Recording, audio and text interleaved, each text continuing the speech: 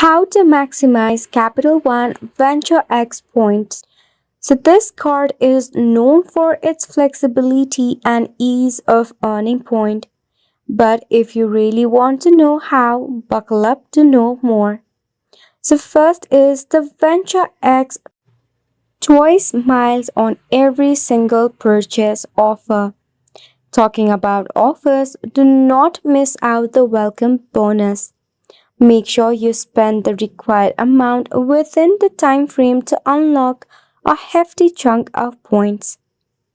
You can also get yourself your Venture X point by booking travel of your Capital One travel.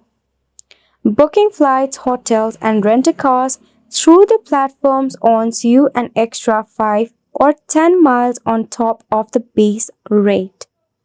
Compare it with a companion card.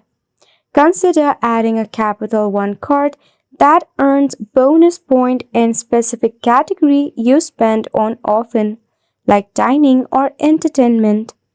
Transfer this point to your Venture X to maximize your travel reward. Now let's talk about getting the most out of your point. You can transfer partners within several airlines and travel programs. This is a quick and easy option. However, it is much lesser value than any other redemption point. You can utilize this point on your gift card or your shopping as well.